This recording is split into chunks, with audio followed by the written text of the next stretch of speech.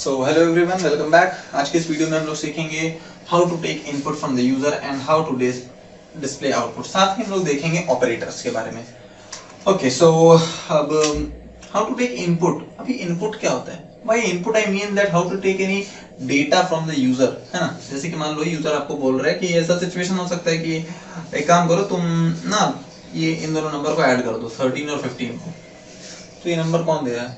13 और 15 कौन दे रहा है? यूजर दे रहा है ना। यूजर बोलेगा कि चले काम कर, तो 3 नंबर को ऐड कर दे, 30, 13 और 15। तो ये इनपुट दे कौन रहा है? यूजर दे रहा होता है। यूजर की डिमांड होती है ना कि भाई तुम इन सबको आउटपुट लो, और नाम थोड़ी ना अपने प्रोग्राम में अपनी रैंडम वैल्यूज। आप ऐसा प्रोग्राम लिखना चाहोगे क्या कि जिसमें आप ही वैल्यू सेट कर रहे हो, आप ही जो मन में है वो डिस्प्ले कर रहे हो? नहीं, दैट इज मतलब ऐसा कोई सेंस ही नहीं बनता। ओके, नॉर्मल भाषा में, अगर नॉर्मल लाइफ में देखा जाए तो फिर आप कैसे कोई सामान लेते हो अपने दोस्त से? एक हाथ से दिया, एक हाथ से ले लिया, ऐसा। बट प्रोग्रामिंग में कैसे करेंगे? ऐसा तो कर नहीं सकते कि आप अपने सी लैंग्वेज या जावा लैंग्वेज को बोलो कि सुनो ये 15 नंबर तुम ऐसे ले लो और 13 नंबर तुम ऐसे ले लो, उसके बाद जो आउटपुट है लाइक मेरे को ऐसे दे दो, मैं हाथ से ले रहा हूँ। Not possible. तो करेंगे कैसे? सो इसको करने के लिए सबसे पहले तो आपको इंक्लूड करनी है हेडर फाइल। पहले वीडियो में बताया हुआ था कि हेडर फाइल आपको यहाँ पे इंक्लूड करनी पड़ेगी। मैं स्पेसिफिकली इसी की बात कर रहा हूँ। #include stdio.h, #include stdio.h, ठीक है। हेल्प करता है इनपुट लेने में। C++ यूज कर रहे हो तो #include iostream, #include iostream, ठीक है। C नहीं ऐसे लिखा हुआ है, iostream ब्रैकेट था वो। ओके, एंड अगर जावा यूज कर रहे हो तो इंपोर्ट java .util.scanner, है ना, ठीक है। S कैपिटल रहेगा। अब लेते कैसे हैं? चलो ठीक है। देखो C और C++ का सिंटैक्स ऑलमोस्ट सेम होता है, जावा का अलग होता है, वो मैं लिख दूंगा, ठीक है ना। सो देखो, सबसे पहले तो आपको बताना पड़ेगा कि आप लेना क्या चाहते हो। इंटीजर इनपुट लेना है, हमने डेटा टाइप्स के बारे में पढ़ा है, तो सबसे आपको पहले बताना पड़ेगा कि आप लेना कैसा टाइप का डेटा लेना चाहते हो। हम जैसे कि आप यूजर से पूछ लो कि मतलब एंटर इंटीजर डेटा। देखो, अगर आप प्रोग्राम स्टार्टिंग कर रहे हो ना, अगर तो फिर जनरली आप लोग इंटीजर्स के ऊपर ही काम करोगे, ठीक है, जनरली। तो मान लो मैं भी यहाँ पे इंटीजर वैल्यू इनपुट लेने की सोच रहा हूँ। तो यूजर जो भी आपको नंबर देगा, सपोज 50 दिया, ठीक है, तो आपको उसको कहीं स्टोर करना पड़ेगा। स्टोर कैसे करते हैं? मान लो जैसे 50 है, अब कैसे स्टोर करोगे ताकि इसमें 100 ऐड कर पाओ? उसको कहीं ना कहीं तो स्टोर करना पड़ेगा ना। तो एक काम कर लो ना, एक वेरिएबल ले लो जिसमें मैं मतलब स्टोर कर दूंगा 50 को, है ना। एक वेरिएबल ले लो, समझ में? अब ये वेरिएबल किस टाइप का होना चाहिए? 50 कैसा टाइप? देखो, जनरली यूजर, मतलब अगर आप बिगिनर हो तो जनरली जो हम लोग काम करेंगे वो सब हम लोग इंटीजर डेटा टाइप के ऊपर करते हैं। फ्लोटिंग और डेसिमल के भी ऊपर कर सकते हैं, ऐसा कोई वो नहीं, हार्ड एंड फास्ट रूल नहीं है। सो ए किस टाइप का होना चाहिए डेटा टाइप? ए का डेटा टाइप क्या होना चाहिए? ए का डेटा टाइप होना चाहिए इंटीजर। तो मैं एक काम करता हूँ, इंट ए ले लेता हूँ। जब आप इंट ए लिख रहे हो ना, इंट ए, अच्छा ए कॉमा बी लिख दोगे, मतलब इंट ए कॉमा इंट बी, ऐसा सिंटैक्स है, लिख सकते हैं, ठीक है ना। जावा में भी सेम टू सेम ये लिखेंगे, इंट ए कॉमा इंट बी। तो होगा क्या कि आपका कंपाइलर जाएगा, ये हमारा मेमोरी का पूरा मेमोरी समझ लो पूरा, ठीक है। अब इसमें छोटी छोटी मेमोरी ब्लॉक्स होती हैं। कंपाइलर देखा, ओ अच्छा ए और बी है, कैसे टाइप है इनका? टाइप क्या है? इंटीजर। तो ये 2 मेमोरी ब्लॉक उठाएगा, हाँ, एक का नाम रख देगा इंटीजर टाइप की 2 मेमोरी ब्लॉक उठाएगा, मतलब 4 बाइट वाली 2 मेमोरी उठाएगा। एक का नाम रख देगा ए, एक का नाम रख देगा बी, ठीक है। अब यूजर से कैसे, यूजर जो नंबर दे रहा है वो लाके इसमें कैसे चला जाएगा? अब यूजर जो दे रहा है इनपुट, वो इसमें जाके स्टोर कैसे होगा? इसका भी एक तरीका होता है। देखो, सपोज कि ये सड़क है, तो यहाँ पर जो भी घर होंगे सबका एक पर्टिकुलर एड्रेस होता है ना।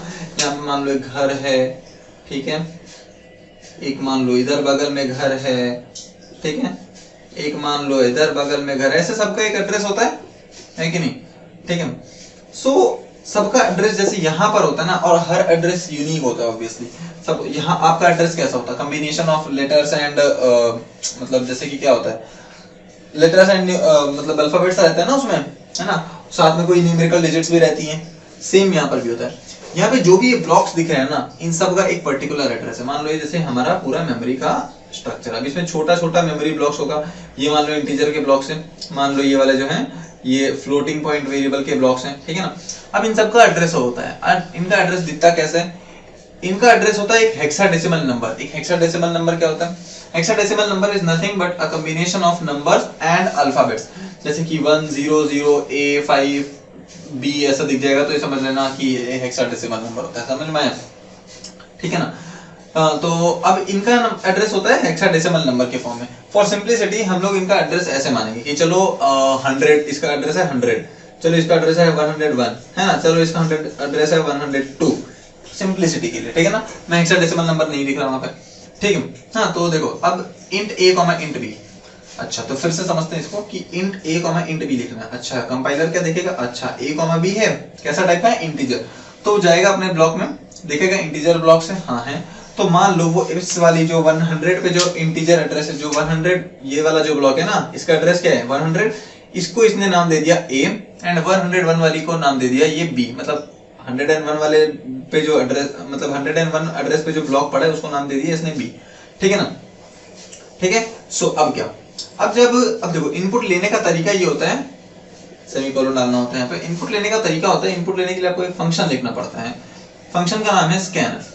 स्कैनफ एक बिल्ट इन फंक्शन है, बिल्ट इन फंक्शन का मतलब ऑलरेडी सी में डिफाइन किया हुआ है, आप कमांड लिख दो ये काम कर देगा। फॉर एग्जांपल आप जूस बनाते हो तो मिक्सर ग्राइंडर को मतलब प्लग लगा के ऑन कर दो, वो अपना जूस निकाल के दे देगा, आपको उसको बैठ के कॉन्फ़िगर नहीं करना होता है ना, समझ में आया।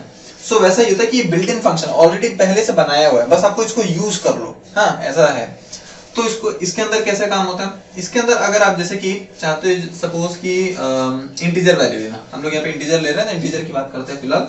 इसके अंदर इसका सिंटैक्स होता है सेमीकोलन, पहले डबल इन्वर्टेड कोट्स लिखना पड़ेगा। अगर आप इंटीजर वैल्यू ले रहे हो तो परसेंटेज डी लिखना होता है, ठीक है। बेसिकली ये डिटरमाइन कर, अगर आप फ्लोटिंग वैल्यू लोगे तो कुछ और लिखना पड़ेगा। तो ये बेसिकली परसेंटेज डी से समझ में आता है कि हाँ भाई इंटीजर वैल्यू आप ले रहे हो, ठीक है ना।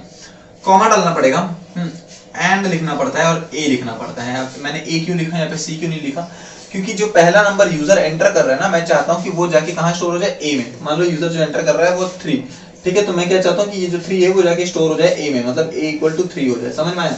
अब देखो वो एंड क्यों लिखना पड़ा, ये जो एंड है ना, this and stores the address of A, this and stores the address of A, समझ में आया।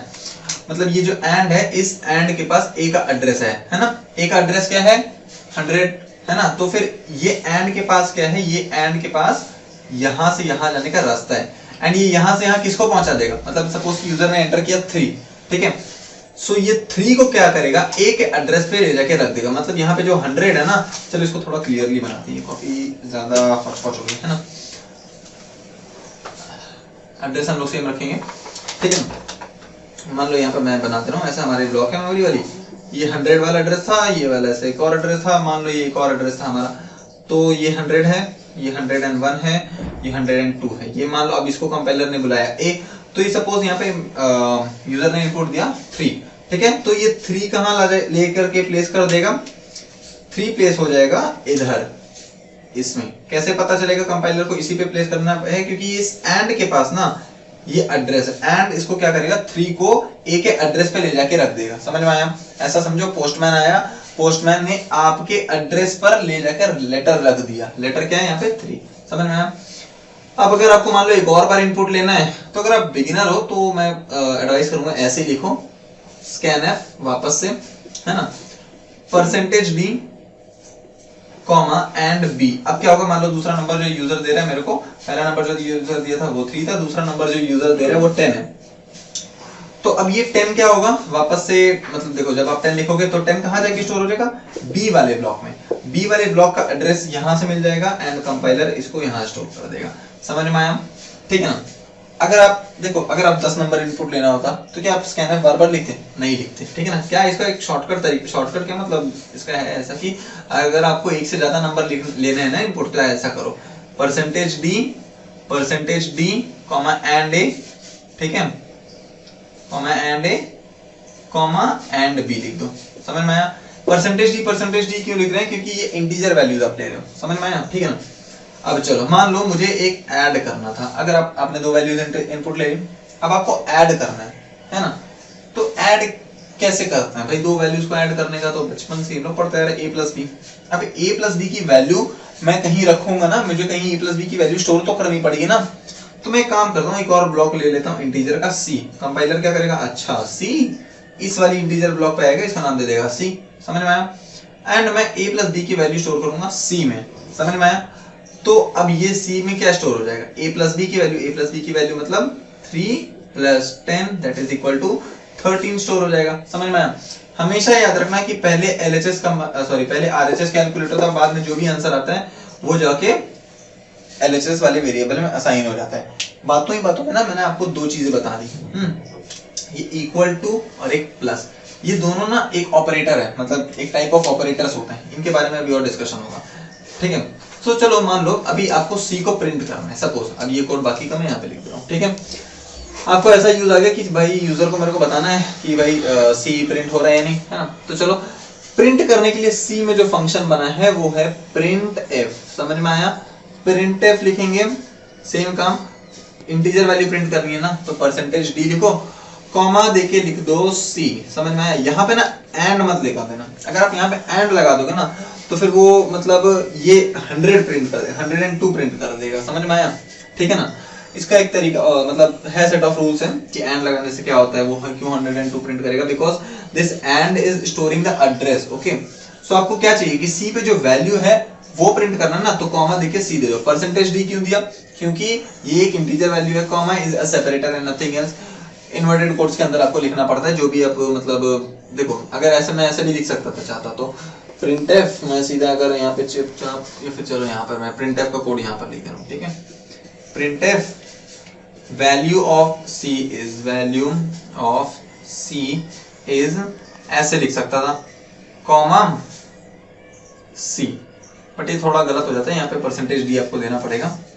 ठीक है, is percentage D comma C। ठीक है ना? तो ये प्रिंटफ क्या करेगा, सिंपली पहली बात तो यहाँ से यहाँ वैल्यू पेस्ट कॉपी पेस्ट कर देगा, मतलब आपको जो आउटपुट स्क्रीन दिखेगा उसमें यहाँ से यहाँ पे एकदम एज इट इज आ जाएगा। Value of C is percentage D, मतलब उसको इंटीजर वैल्यू प्रिंट करनी है, किसकी इंटीजर वैल्यू प्रिंट करनी है, कॉमा C की इंटीजर वैल्यू प्रिंट करनी है। C की वैल्यू क्या है 13, तो यहाँ पे आपकी आउटपुट स्क्रीन में आपको कुछ इस तरीके से दिखेगा।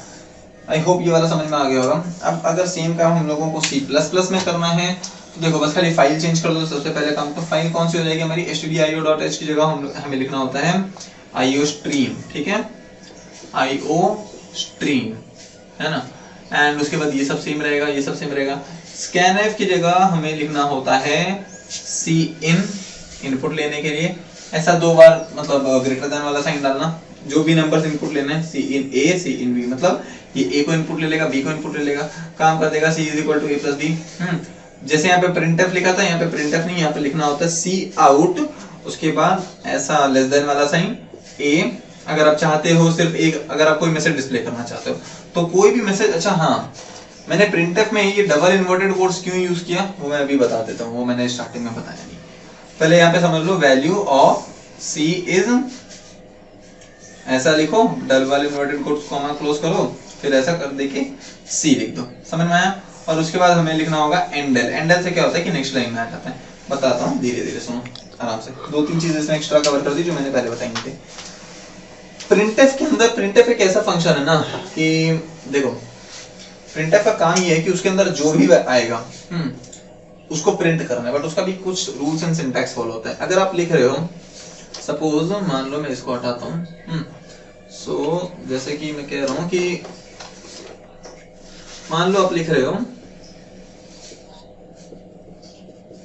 printf। अब देखो आप कुछ मैसेज होता है जो आप एज इट इज प्रिंट करना चाहते हो कि जो आप दे रहे हो एग्जैक्टली वैसा प्रिंट हो जाए, तो ऐसे मैसेजेस को प्रिंट करने के लिए हमें उनको डबल इन्वर्टेड कोट्स में डालना पड़ता है। ठीक है, जैसे मैं प्रिंट कर दूंगा हे दुनिया, हे दुनिया। ठीक है, तो आपके आउटपुट स्क्रीन में प्रिंट हो जाएगा हे दुनिया। समझ में? मतलब printf को दिखेगा डबल इन्वर्टेड कॉमा के अंदर जो भी चीज है वो उठा के प्रिंट कर देगा, बट यहाँ पे तो डबल बट यहाँ पे अगर उसको दिखता है ना परसेंटेज D साथ में है तो वो समझ जाता है कि हाँ भाई परसेंटेज D को मेरे को ऐसे प्रिंट नहीं करना परसेंटेज D। ठीक है, वो समझ जाएगा कि अच्छा मुझे यहाँ पे एक इंटीजर वैल्यू प्रिंट करनी है। समझ में आया? उसको समझ में आ जाएगा कि भाई उसे एक यहाँ पर इंटीजर वैल्यू प्रिंट करनी है, एंड जो भी इंटीजर वैल्यू आपको प्रिंट करनी है कॉमा देके उस इंटीजर उस वेरिएबल का नाम लिख दो। समझ में आया? ये होता है प्रिंटफ का काम। सेम काम यहाँ पर भी cout का भी काम यही होता है। cout लिखा है ऐसे करके, मतलब cout लिखा है, चलो यहीं पे लिखते हैं cout लिखा। सपोज कि मुझे लिखना है देखो पहले तो लेस देन का साइन देना पड़ेगा ऐसे दो बार। चलो यहाँ पर भी हे दुनिया, और कैसे ये लिखते हैं, और कैसे हो, और कैसे हो, समझ में। सो हमारे आउटपुट स्क्रीन में एज इट इज ये प्रिंट हो जाएगा, क्योंकि ये डबल इन्वर्टेड कोट्स के अंदर है, समझ में आया। और एंडल लिख दोगे तो आपको नई लाइन पे प्रिंट होना चालू हो जाएगा, ठीक है। आई होप ये प्रिंटफ क्लियर हो गया होगा। सेम काम अगर हमें जावा में करना हो तो क्या करते हैं हम लोग। जावा में करने के लिए सबसे पहली बात तो आपको फाइल चेंज करनी पड़ती है। आपको फाइल लिखनी होती import java.util.scanner, ठीक है, util.scanner। इसका कोड मैं कर दूंगा, जिसमें मैं और डीपली बताऊंगा कि ऑपरेटर्स काम कैसे करते हैं, ठीक है। मतलब ऑपरेटर्स जैसे सारे ऑपरेटर्स अभी नहीं कवर करूंगा, कोड वाइज में कवर कर दूंगा। इंट वगैरह ऐसे लिखा जाएगा, बट import java.util.scanner। अब देखो जावा का ना कुछ थोड़ा स्टार्टिंग में ना कुछ याद कर लो, मैं बोलूंगा कुछ चीजें याद कर लो, समझो कि यार वो सिंटैक्स है, क्योंकि जब वो मैं आप याद कर लोगे ना, आप उस चीज को यूज करना सीख, याद करना सीख, मतलब लिखना सीख जाओगे, तो मैं बता दूंगा कि हाँ ये किस लिए होता है, ठीक है ना।